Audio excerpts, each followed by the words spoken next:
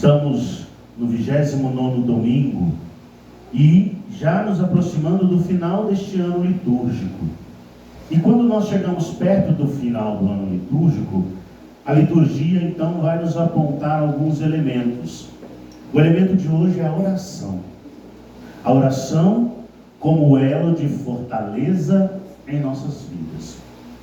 E traz aqui 3 exemplos de modelos, modalidades, formas de oração.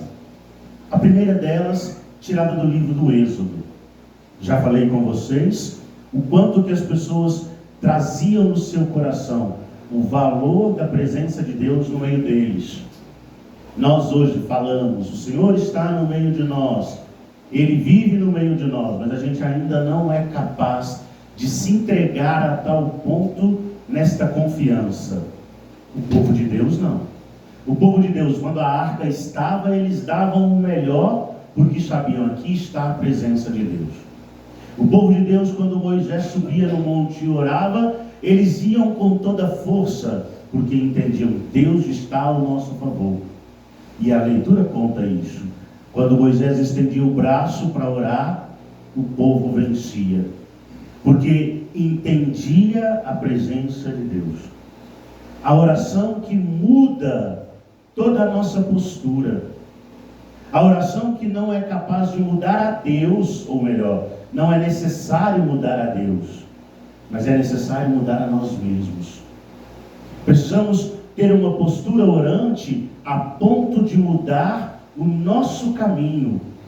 Se estamos indo numa velocidade, no momento em que a oração chega, ou no momento em que percebemos a ação de Deus, o nosso modo de viver tem que ser um pouco mais, porque Deus está ao nosso lado. Então, a vida daquele que crê precisa ter este elemento de presença de Deus. A oração não pode ser só no momento da necessidade, mas é a confirmação da força, da ação e da presença de Deus entre nós. Quem reza, confirma que Deus está ao seu lado. Quem reza, entende a presença de Deus. Por isso não pode ser uma oração pontual. Padre, mas eu só consigo pontual. Transforme sua vida num caminho orante. Transforme sua vida num caminho de fé. Outro exemplo, não que o Evangelho esteja aqui exaltando o juiz, mas ele está nos apontando, Jesus está nos apontando aqui, uma realidade que é a persistência. Quantas vezes nós começamos a rezar, e aí eu rezo aqui hoje, porque eu entendo que eu preciso disto aqui agora, então eu estou rezando nesta intenção. Amanhã, depois já estou rezando numa outra intenção, no final da tarde já estou com outra intenção, e eu não sou persistente naquilo que eu me desenvolvo, ou naquilo que eu proponho para Deus. Acreditar e colocar a oração como um meio de perseverança, de permanência, de confiança, de presença em Deus. A oração, como eu disse, não pode ser apenas conta-gotas. Eu rezo aqui agora uma Ave Maria, faço o sinal da cruz, saio de casa e vou para o meu trabalho, e passo o dia inteiro fazendo mal, ou vivendo num lugar que eu não estou bem, e fazendo uma situação que eu não faço produzir nada, não lanço semente nenhuma, aí volto à noite, não tenho mais tempo. Pontual, muito pequeno. Se Deus está no meio de nós, até nos momentos difíceis, como disse a primeira leitura, até nas batalhas do nosso dia a dia, nós só conseguimos vencer com o apoio da oração e desta certeza dele no meio de nós. Até naqueles lugares difíceis, nas situações que parecem complicadas, eu só consigo dar e encontrar uma saída se de fato eu me proponho a escutar e a me colocar diante de Deus. Quem me faz vencer não são as minhas próprias forças, mas a presença e a certeza de Deus no meio de nós, que me coloca de pé e me dá a fortaleza para enfrentar todos os desafios. É tão bonito quando a gente caminho da vida encontra pessoas que falam: se eu não tivesse rezado, hoje eu entendo o quanto eu teria caído naquela situação. Quantas vezes a própria Mara já disse aqui na comunidade, pelos desafios que enfrentou, a força que a oração teve na vida dela. Então, às vezes, nós temos que entender e reconhecer este lugar da oração. Não é o fato de simplesmente, então agora eu tenho que rezar nesse momento, nessa hora. Não, mas é a oração que confia, a oração que se entrega, a oração que, como aquela criança, se lança nas mãos de Deus. Senhor, talvez eu não dê conta, mas o Senhor sabe, está aqui. E se lançar, se entregar, permitir que Deus haja. Por isso Jesus fala que só entra no reino quem é criança, ou quem tem o espírito de criança, porque não carrega a prepotência de se dizer: eu fiz, eu mereço, eu conquistei. Mas a graça de Deus agindo em mim me deu força para vencer, me deu força para superar. A graça de Deus agindo em mim me deu força para me lançar nesse lugar, nesse desafio, neste compromisso. Então, o segundo exemplo que é tirado do Evangelho é esta oração que é capaz de confiar, mesmo que pareça impossível. E naquela situação do Evangelho era praticamente impossível. Primeiro, porque a mulher já não era reconhecida naquele tempo, era totalmente dependente do marido. Depois, viúva então tinha que depender dos filhos, ou em alguns casos depender do Estado. Era totalmente colocada à margem. O texto não fala se ela tinha filhos, então provavelmente não tinha. Então ela tinha que ser a mais dependente, ela era a mais dependente na escala de necessidade. Ela era aquela pessoa que a gente vê ali que tem a necessidade, a miséria, a necessidade extrema. Mas ela não parou naquilo que os outros simplesmente via dela. Ela foi até onde ela necessitava e ela achava que ela merecia. Às vezes a gente não reza porque a gente se vê indigno. Mas eu não mereço. Mas será que Deus... E a gente vai se diminuindo e não permanece também na oração. Aquele juiz, ele não só concedeu àquela mulher pela sua insistência, ou melhor, não era pelo seu merecimento, mas pela sua insistência. E aí o Evangelho de Jesus conclui: será que Deus seria tão injusto assim? Ele que é Pai? Claro que não. Então a nossa permanência, a nossa perseverança, o nosso compromisso de fé. E aí vem Paulo dizendo para nós que é necessário que a nossa oração também seja capaz de conduzir as pessoas. A oração que ensina, a oração que direciona o outro, que traz o outro para dentro da palavra, a oração que se dá por meio da escuta da palavra de Deus, mas que é capaz de ser uma oração que conduz o outro para a vida em Cristo. E aí nós entendemos que a oração ela começa no âmbito do indivíduo, no âmbito da necessidade, como disse Jesus no Evangelho, da necessidade primeira de cada um, mas ela tem que alcançar o âmbito da comunidade. Eu não posso ser apenas aquele que reza pensando só no meu querer, na minha necessidade. A minha oração tem que me lançar para dentro da comunidade. A minha oração tem que me trazer para a necessidade também do outro, para me encontrar no outro.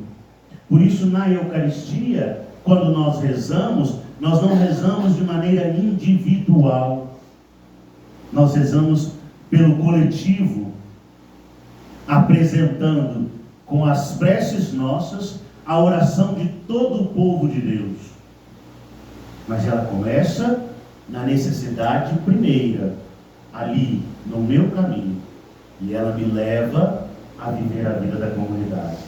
Por isso Paulo está dizendo, olha, a palavra começa ali, permanece nela, porque é lá que você vai aprender, mas ela te leve a viver a experiência do ensinar, na oportunidade e também nos desafios. Não esqueça a palavra como um meio de oração. E eu tenho feito esta pergunta: será que nós rezamos com a palavra de Deus? Nós temos aquele tempo de sentar, meditar, rezar com a palavra? Eu poderia, e eu estava pensando ali, acabou a bateria disso. Eu estava pensando ali, esse aqui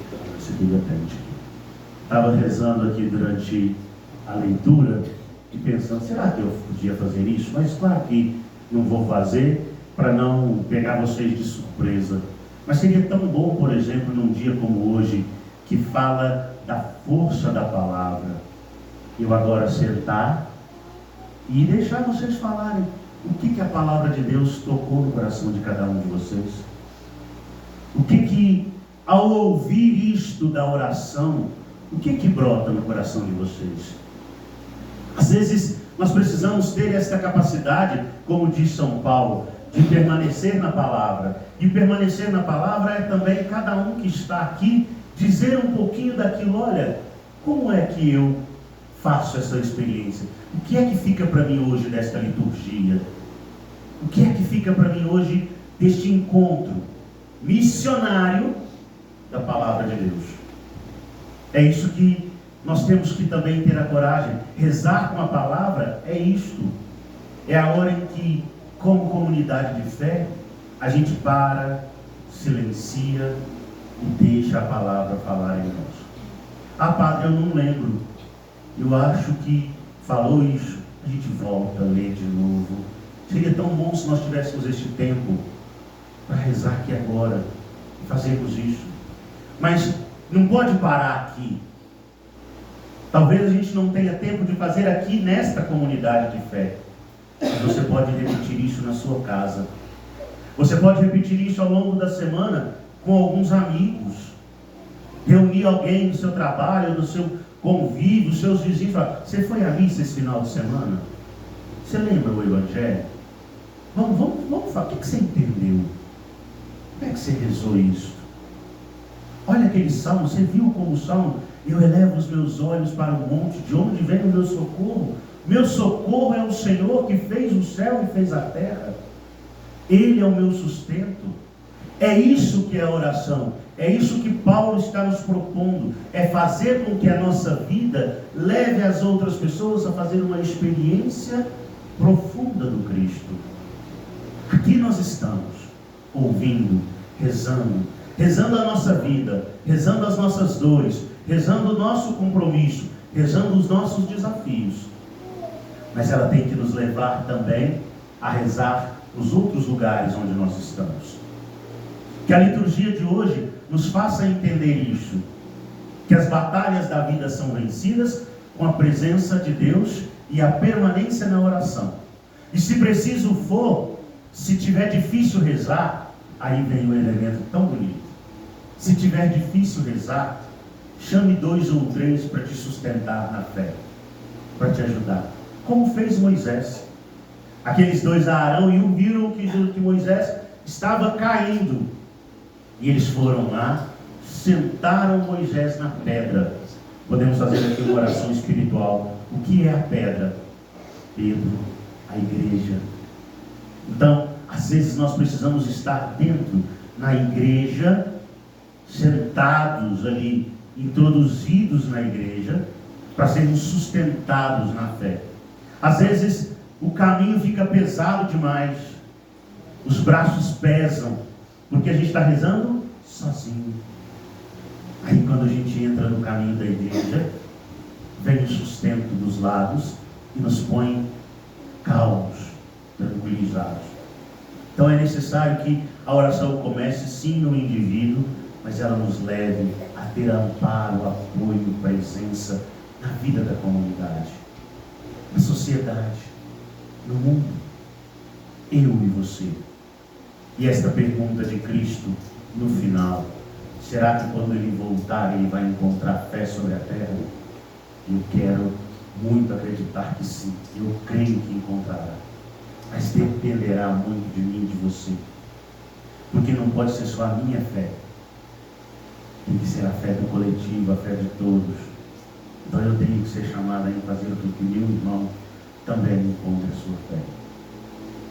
Que todos nós tenhamos a alegria, o convívio de transformar a nossa oração num instrumento de conversão, num instrumento de fé. Faça isso essa semana. Reze com um grupo, 2 ou 3, 5, quantas pessoas você conseguir. Apresente para eles a palavra de Deus. Escute de cada um, fale, reze, seja na sua casa, no seu trabalho, com os seus vizinhos. Deixe a palavra te iluminar, para que você cumpra aquilo que é o pedido de Cristo. Louvado seja o nome de nosso Senhor Jesus Cristo. Para sempre seja louvado. Professemos nossa